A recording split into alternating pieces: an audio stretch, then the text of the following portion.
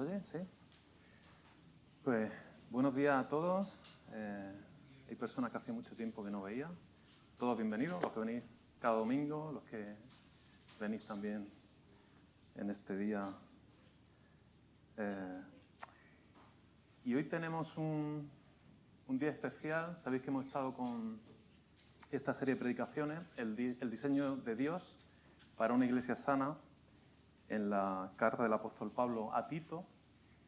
Y hoy ya concluimos esta serie en el capítulo 3.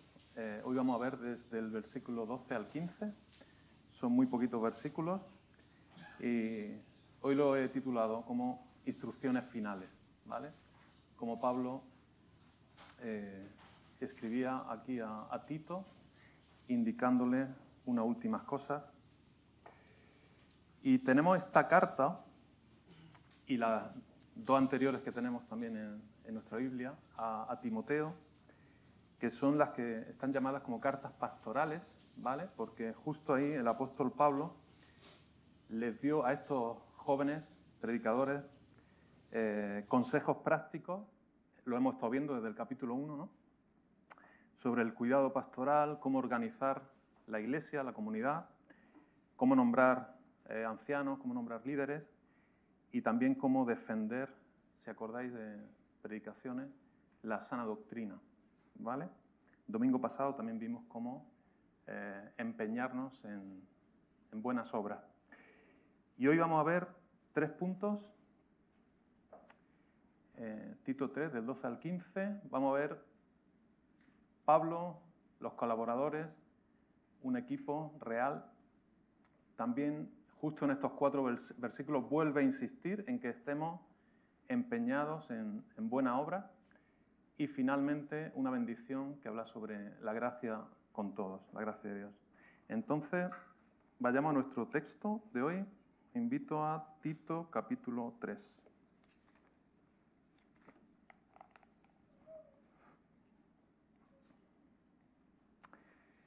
Versículo 12, estoy leyendo en la NVI, dice instrucciones personales y saludos finales.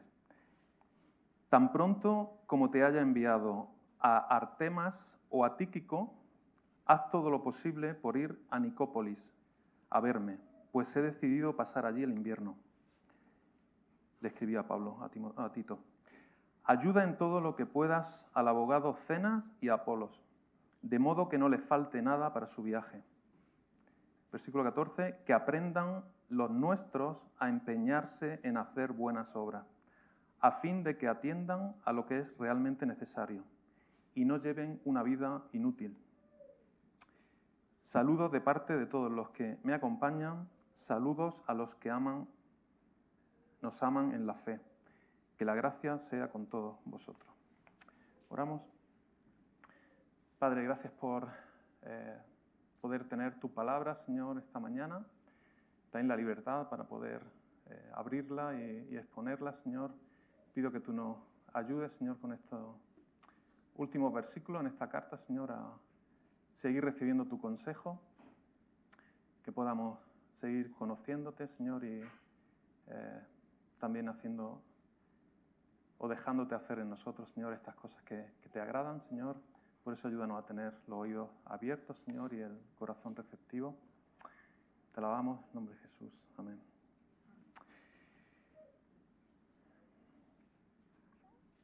Pues tenemos, decía, un equipo real. Dice en el versículo 12, tan pronto como te haya enviado a Artemas o a Tíquico, haz todo lo posible por ir a Nicópolis a verme, pues he decidido pasar allí el invierno. Y esta carta, esta epístola, con estas pocas instrucciones finales para Tito, vemos que Pablo ya estaba planeando enviar a Artemas o a Tíquico para relevarlo en Creta. A Tíquico sí lo podemos ver en otros pasajes, en Hechos y en Efesios 6 y en Colosenses. Este creo que no lo tenía en pantalla. Efesios 6:21. Dice: nuestro querido hermano Tíquico, fiel servidor en el Señor, os contará todo, para que también vosotros sepáis cómo me va y qué estoy haciendo. Entonces vemos que Tíquico se aparece en otros pasajes y sabiendo que en 2 Timoteo 4 Pablo envió a Tíquico a Éfeso, entonces probablemente fue Artemas, este otro nombre que aparece aquí, el que finalmente fue a relevar a Tito en Creta. Y le dice, tan pronto como llegue este último, le pide que se dirija a Nicópolis, donde Pablo pues, pensaba pasar el invierno. Y buscando un poco esta ciudad, simplemente un detalle, curiosidad, se llama Nicópolis, y aquí en España tenemos algunas palabras relacionadas. No sé si está aquí Alejandro. Tenemos Nico, Nicolás, todo viene igual de la misma término de raíces del griego antiguo, y tienen el concepto de victoria. ¿Vale? Por ejemplo, Nicolás, creo que tenía aquí, sí, el nombre masculino, y proviene justo de unir dos palabras. Nico o Nike, famosa marca, ¿no?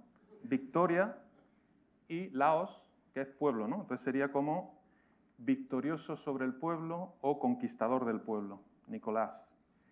Y Nicópolis, sea un nombre de un lugar, un topónimo, y resulta igual de Nike, victoria, y polis, que es ciudad. Entonces, ciudad de la victoria.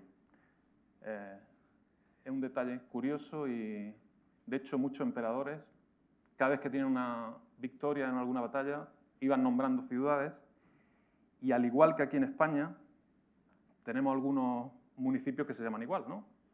Villanueva de tal, Villanueva de cual, en Granada, en Málaga, en un montón de sitios, o Villaverde también. Pues resulta que en esta zona también había 7 ciudades que se llamaban Nicópolis, pero según la mayoría de los comentaristas, piensan que justo es esta en Epiro, en la Grecia occidental.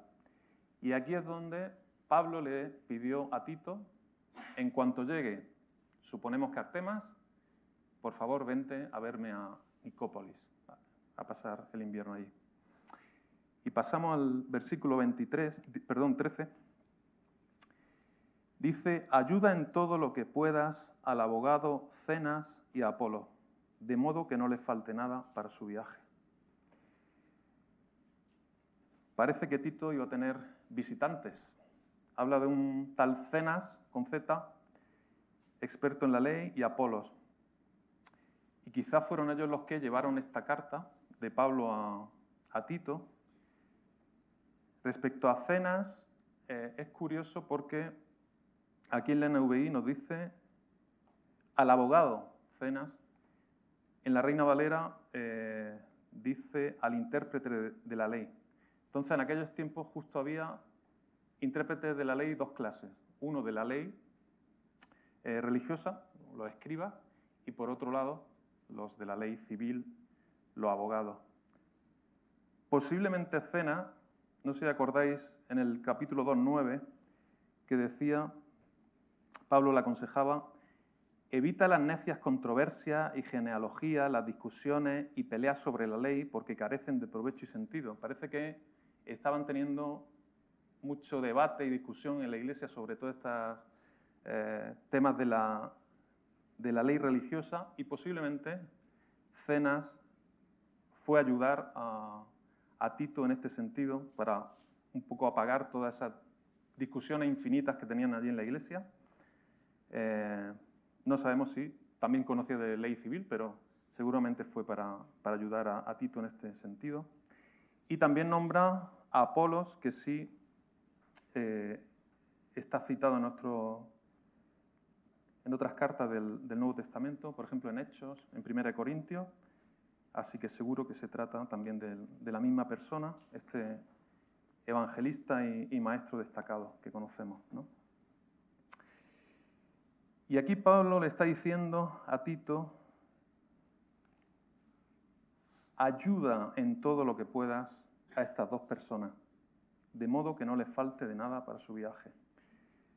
La Reina Valera dice que los encaminase con solicitud, o sea, que esté atento de ellos.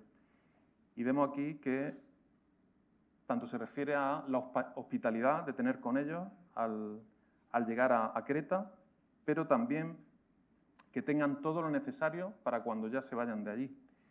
Y estas palabras, quizá vemos aquí final de una carta, estos últimos 4 versículos, que a lo mejor dice, bueno, esto no tiene importancia, paso y sigo, ¿no?, leyendo otra carta.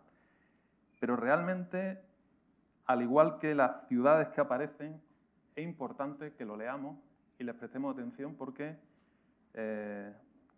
lo titulamos Un equipo real. Estamos viendo datos reales, personas reales, Pablo era real, sus colaboradores también.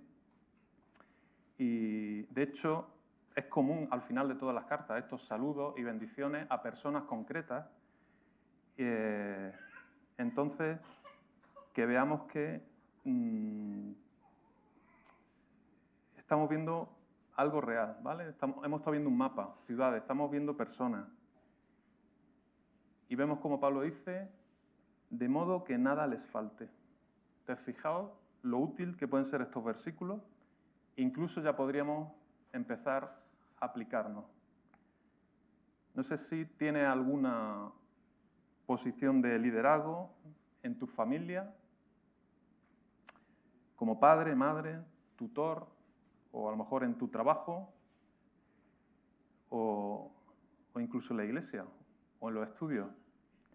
Pues tomemos el ejemplo de Pablo.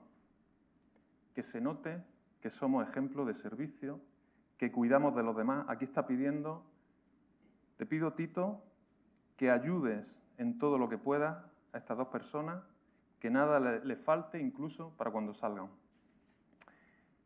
Y que no sea al revés, ¿vale? Que parezca que somos nosotros los que estamos sirviéndonos de los demás. Entonces, incluso si no tienes esa posición donde estás pendiente de otras personas, puedes apreciarlas, puedes orar por ellas. Hemos estado orando por los maestros de escuela dominical y de adolescentes y dar gracias a Dios por personas así. Entonces, que veamos que estos versículos también tienen su importancia. Y yo me quedo asombrado, ¿no?, de Pablo. Busqué una lista, no sé si eran más de 60 colaboradores, cómo está pendiente de ellos. El otro día vimos que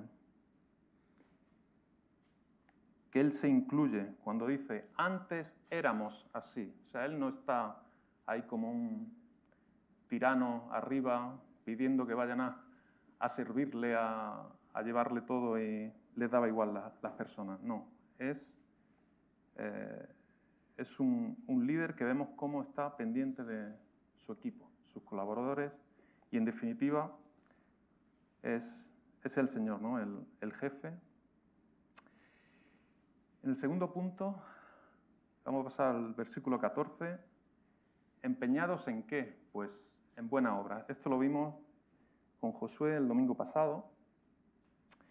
Dice, versículo 14, que aprendan los nuestros a empeñarse en hacer buenas obras,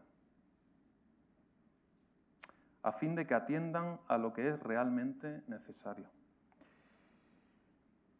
Reina Valera dice, en vez de empeñarse, dice ocuparse en buenas obras.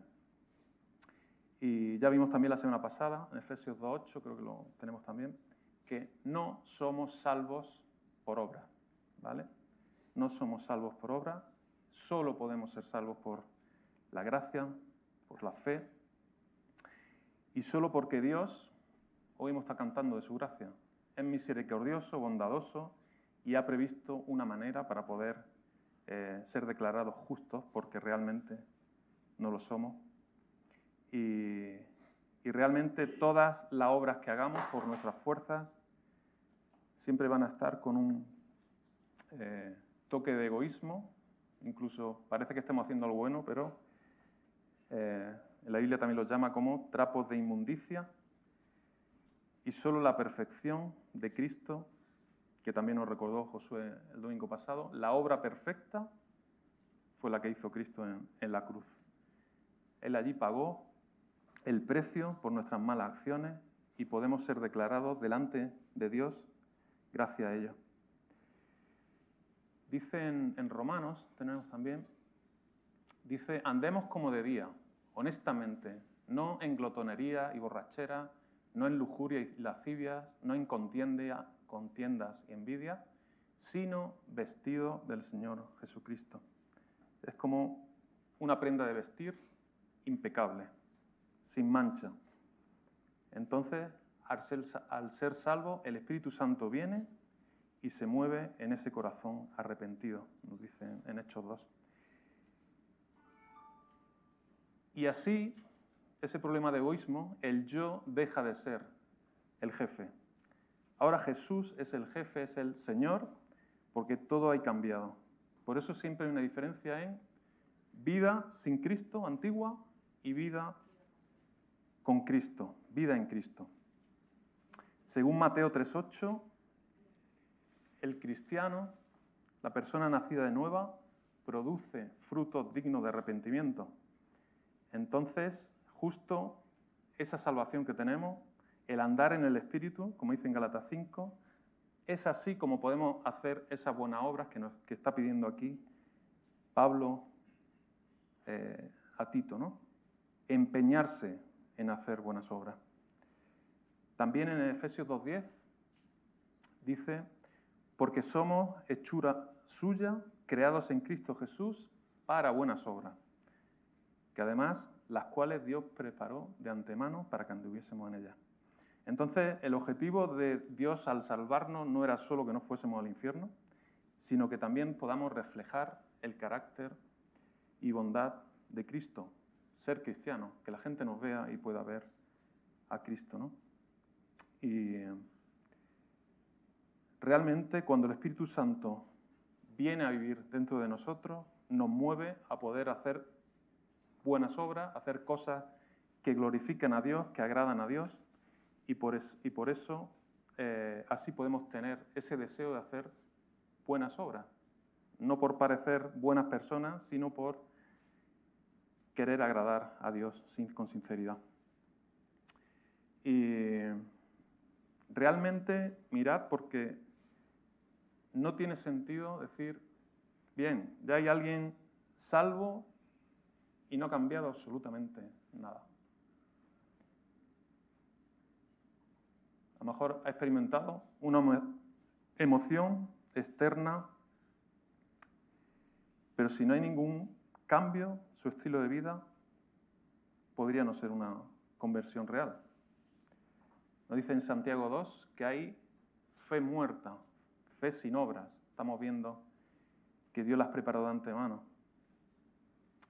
Y os pongo un ejemplo. Tenemos un cuarto oscuro, tenemos una tecla y le damos a encender. Si no se enciende, no podemos decir que está encendido. Entonces sería ilógico decir esto. Entonces, cuando un corazón oscuro de verdad ha entrado la luz del Señor, hay algo. Algo que ilumina, cambian las prioridades, cambian los deseos, cambia tu forma de ver la vida. Así que no podemos ser salvos por nuestras buenas obras, pero cuando somos salvos, vamos a producir buenas obras. Es inevitable. Y todo eso es posible, no sé si recordáis la vid, ¿no? Todo eso es posible porque estamos conectados con Él, porque permanecemos en Él y Él en nosotros. Entonces, volviendo a las buenas obras no producen salvación, sino que las buenas obras son ese producto, ese fruto por tener esa salvación. Y creo que también tenemos Mateo 5.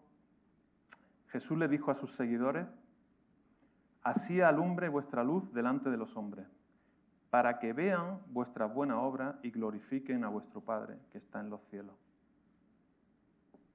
Entonces, estamos viendo este versículo 14, que Tito debía enseñar, dice,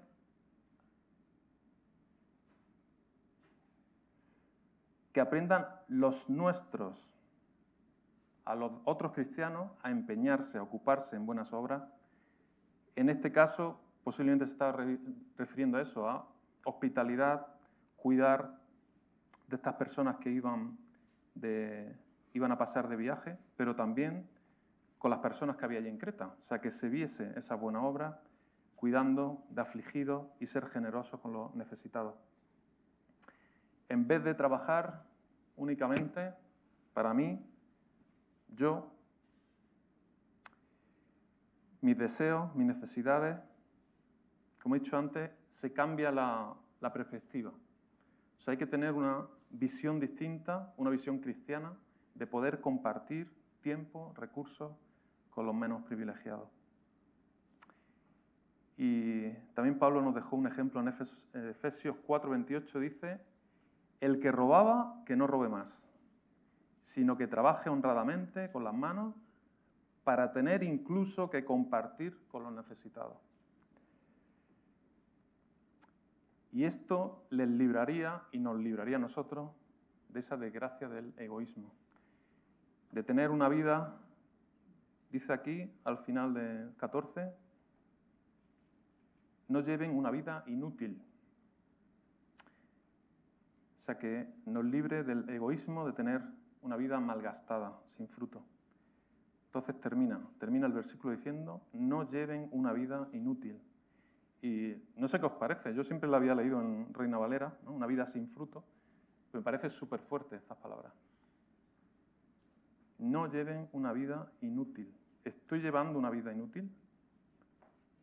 ¿Estás llevando una vida solo pensando y obrando para ti? Aquí lo dice: no lleven una vida inútil, sin fruto, infructífera.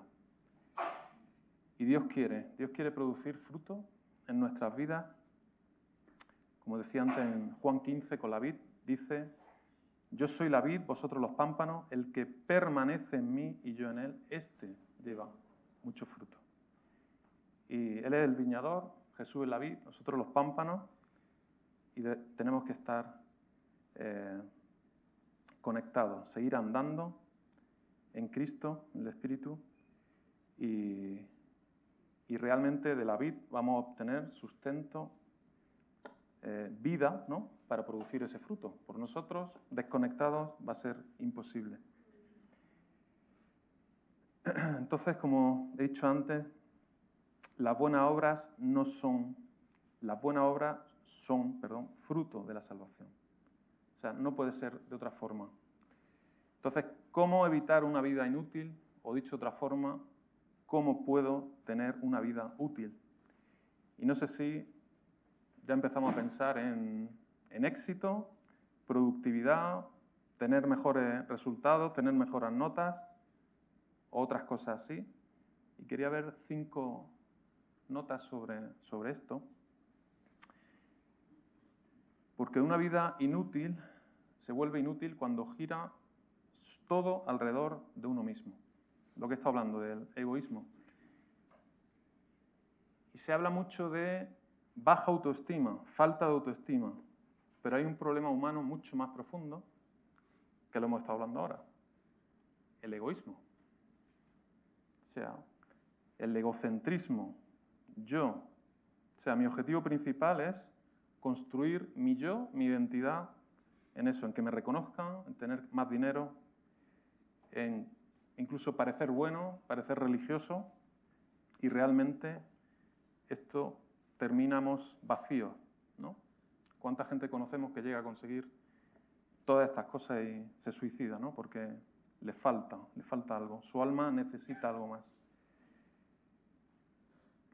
Entonces, una vida útil, significativa, realmente comienza cuando dejamos de preguntarnos ¿cómo puedo disfrutar más?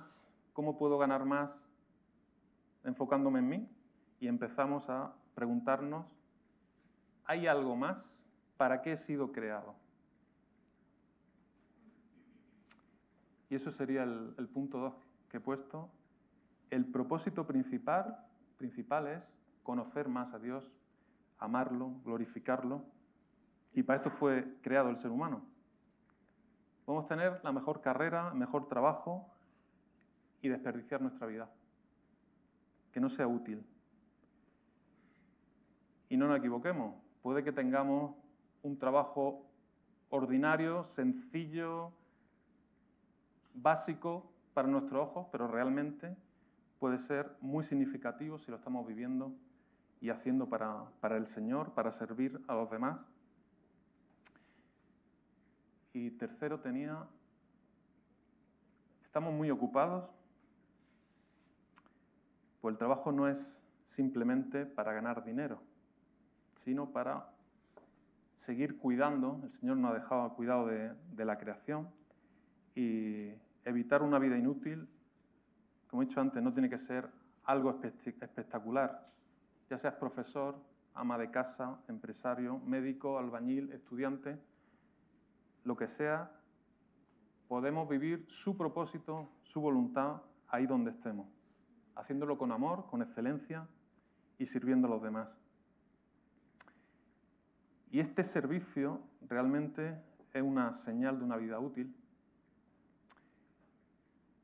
Como sabemos, el Evangelio, esas buenas noticias liberan a las personas de la necesidad de usar a los demás, que es lo que estamos acostumbrados, ¿no?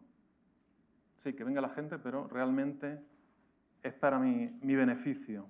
¿Qué puedo ganar yo de esto? Entonces, si llegamos a comprender la gracia, realmente vamos a poder dedicarnos para el bien de otros. Ser más generosos y tener ese verdadero amor por el prójimo. Y quinto, no pensar solo aquí. O sea, vivir pensando en lo eterno, más allá de esta vida. ¿En qué estamos invirtiendo? ¿En algo que se va a quedar aquí? Dice en Colosenses 3, si pues habéis resucitado con Cristo, buscad las cosas de arriba, donde está Cristo, sentado a la diestra de Dios.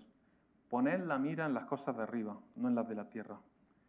Entonces debemos alinear nuestras prioridades a los propósitos de Dios, en nuestras relaciones, que realmente cuando veamos a una persona, si realmente sabemos que no es creyente, que tengamos ese pellizco para compartirle el Evangelio, ¿no? Que estemos pensando también en más allá de ese día que lo vas a ver, sino, oye, esta persona, ¿qué va a pasar con ella?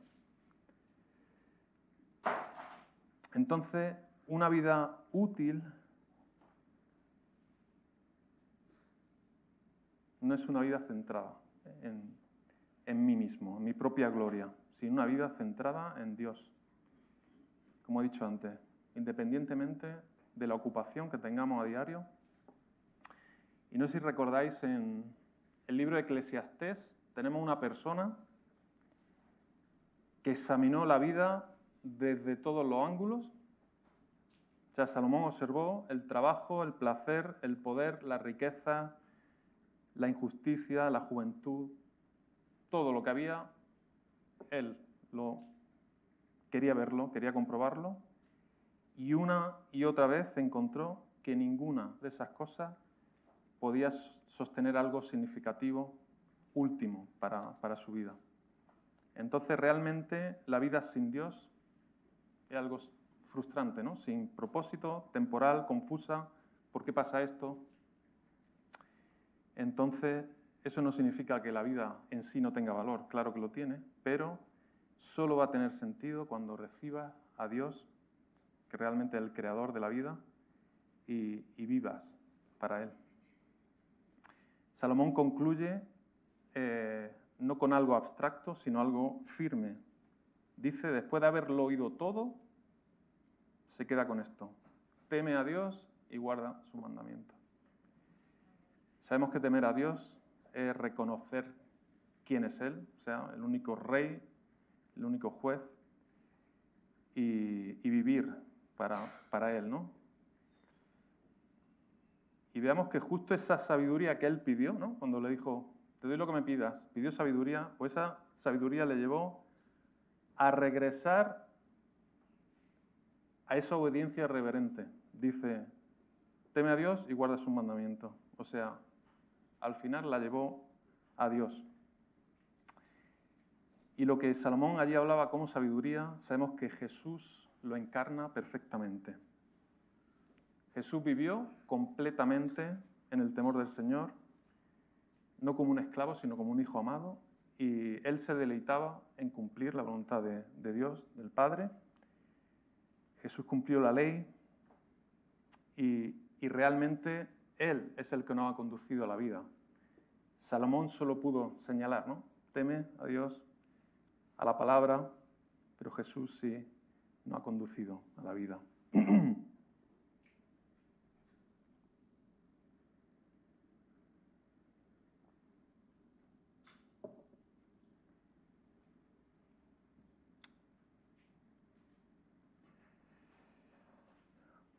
Y hoy en día las personas siguen igual, buscando el experimento de Salomón. Ya cuando tenga esto, cuando tenga aquello, ahí sí que voy a ser feliz. Voy a tener más placer, más posesiones, más libertad. Y Eclesiastés nos recuerda que estas cosas no pueden soportar esa necesidad que tiene tu alma, porque fuimos hechos para vivir para Dios, para glorificarle. Y ya tercero, dice aquí en el versículo 15, saludos de parte de todos los que me acompañan, saludos a los que nos aman en la fe, que la gracia sea con todos vosotros. Pues Pablo concluye esta carta tan práctica de Tito con esta bendición, que la gracia sea con todos vosotros, y realmente concuerda con lo que también decía al inicio de la carta, en el versículo 4, que Dios el Padre y Cristo Jesús, nuestro Salvador, te concedan gracia y paz. Y ya vimos hace una semana en el capítulo 2 con Daniel sobre la gracia que fue manifestada, que trae salvación. Y realmente es un tema constante en la Biblia, pero que, como creo que tenemos Juan 1, 17, vemos cómo la gracia culmina en el Nuevo Testamento con Jesús. Dice, pues la ley fue dada por medio de Moisés, mientras que la gracia y la verdad nos han llegado por medio de Jesucristo. Entonces la gracia es que Dios nos escoge para bendecirnos, en lugar de maldecirnos, a pesar de que somos pecadores. Y pensando en empeñarse en hacer buena obra, la idea de la gracia realmente tiene una consecuencia en nosotros. O sea, va a cambiar nuestra motivación. Antes de comprender la gracia, muchas veces ayudamos a otros, ¿por qué? Sentirnos buenas personas, para que digan, uy, mira lo que está haciendo, para tener reconocimiento, para que luego nos devuelvan el favor, voy a hacerle esto para que luego me ayude a no sé qué, para sentirnos valorados o para demostrar que pensamos que somos mejores que otros.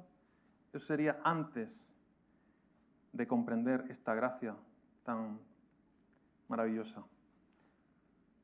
Realmente esa forma de entenderlo es para usar a todas las personas, realmente para cubrir nuestras necesidades que tenemos, ya sean emocionales, físicas o espirituales.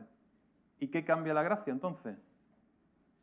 Pues que Dios nos acepta, no porque hayas acumulado mérito, sino por lo que Cristo hizo por ti. Si realmente crees eso, no necesitas estar demostrando constantemente, yo valgo, soy valioso, miradme. No, ya no necesitas eso. Ni religiosidad.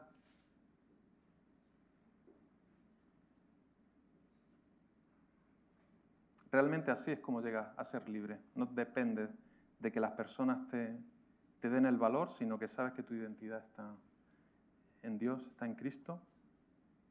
Y en ese momento es cuando vas a poder amar y hacer esas buenas obras para las personas por quienes son, no por beneficiarte tú o por que realmente te valoren. Y tenía aquí un ejemplo sencillo, no sé si estaba Kiko por aquí, me acuerdo cuando comentaba, cuando estaba en el banco de alimentos ahí en el norte de Granada, las continuas luchas, se supone que eran personas que iban allí para servir, para ayudar a la gente necesitada, buscando alimentos, buscando incluso que alguien los escuche, ¿no? Y era increíble, ¿no? Entonces, ahí puede haber dos personas que prácticamente están haciendo las mismas tareas, pero a lo mejor alguien está allí diciendo, voy a mostrar que soy buena persona, luego voy a decir que voy a estar aquí en el banco ayudando. Puede haber otros motivos, ¿no? Incluso llevarse cosas de allí, pero realmente, si entiendes la gracia, te sientes valorado por Dios y estás allí ayudando, cambia totalmente. Realmente ahí sí estás sirviendo, no tienes por qué demostrar nada, ¿no? Y realmente ahí la persona puede estar más libre, porque está sirviendo, está ayudando, no está pensando, tengo que hacer esto para que me valoren, no. Está haciendo eso por amor a las personas que están ahí. Entonces, nos pide que nos ejercitemos, que nos ocupemos en buenas obras, y esto no es simplemente portarse bien.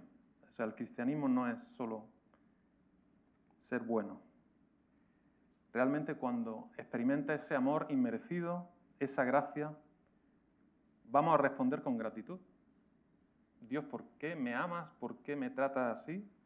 Pues que va a salir fruto de querer agradecer a Dios y querer ayudar a otras personas. Entonces, posiblemente cambiemos nuestra pregunta cada vez que vayamos a hacer algo. ¿Qué puedo conseguir yo de esto? A ¿cómo puedo servir? ¿No? Y realmente, con esa gracia que recibimos, vamos a tener una vida fructífera, porque nos va a hacer más generosos, nos va a hacer más serviciales, más atentos a las necesidades que veamos reales. Y para Pablo, una vida sin fruto o inútil, como dice aquí en el versículo 14, no es que tengas pocos resultados o pocos logros, sino que he recibido gracia inmerecida, voy a dar amor al prójimo, solo por eso, no por buscar otro motivo. Y Pablo termina con esa bendición, que la gracia sea con todos vosotros. Como vimos con Daniel en capítulo 2, es esa gracia la que nos salva, nos transforma y nos da esperanza. Tengo ya para terminar un versículo en Primera de Pedro. Dice, cada uno ponga al servicio de los demás el don que haya recibido, administrando fielmente la gracia de Dios en sus diversas formas. Este era el apóstol Pedro, también nos anima a ello. Y ya terminamos esta serie. Hemos visto en detalle cómo debe ser una iglesia sana, aquí en esta carta en Tito. Y ya vimos, ¿no?, que puede haber una buena organización con líderes piadosos. Pablo le decía a Tito, ¿no?, de buscar ancianos, que hay una buena doctrina, que estemos bien fundados en la palabra de Dios y que sea una iglesia dependiente de la gracia de Dios y así preparada para hacer buena obra. Entonces, hay iglesias, espero que no seamos nosotros, que van a estar enfocados más en una cosa que en otra, o quizá alguna de estas tres cosas no la hagan, ¿no? Pero que no las descuidemos y el Señor nos ayude a eso, a estar firmes en su palabra, en su doctrina, a depender de Él. Y en esta carta nos está animando, ¿no?, a buena obra, fruto de esa salvación, de esa gracia, que nos ocupemos. Y además, como dice, Él ya las preparó de antemano. No impidamos al Espíritu que de verdad nos anime a desarrollarla y a seguir siendo bendición. Incluso también, como decía en el versículo, la gente pueda llegar a glorificarle y conocer sus buenas noticias al ver esa buena obra. Pues oramos.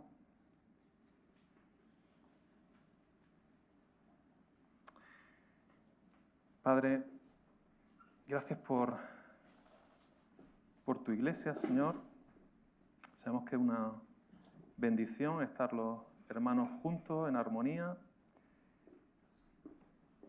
Te pido concretamente por nuestra comunidad aquí, Señor. También oramos por toda la iglesia en Granada, Señor. Y yo te pido, Señor, que tú nos ayudes a estar unidos en ti, Señor. Como también en esta carta nos advertía, Señor, de divisiones y discusiones que no tenían salida o eran vanas. Que tú nos ayudes, Señor, a agradarte en todo, Señor. Que tú nos ayudes a conocerte más, Señor, a querer tener más comunión contigo, Señor. Ayúdanos, Señor, en la lectura de la palabra, en la oración, Señor, y también el exhortarnos lo uno al otro, Señor, para ser de bendición y también con lo de fuera, Señor. Que si hay alguien, Señor, que no te conoce, que está buscando, como Salomón, algo más, Señor, sabemos que tú eres la única respuesta, Señor, y el que das vida, das camino, eres la verdad. Y, Señor, ayúdanos, Señor, para ser una iglesia que de verdad te tenga a ti como cabeza, que andemos, Señor, en el Espíritu, Señor, que cada vez, Señor, podamos ser perfeccionados más por ti, Señor, tú nos santifiques, Señor, y podamos reconocer, Señor, que la única obra perfecta fue en la cruz, Señor. Te necesitamos, Señor, y ayúdanos, Señor, a ser dependientes de ti y a proclamar tu evangelio. Te alabamos y te damos la gloria en el nombre de Jesús. Amén.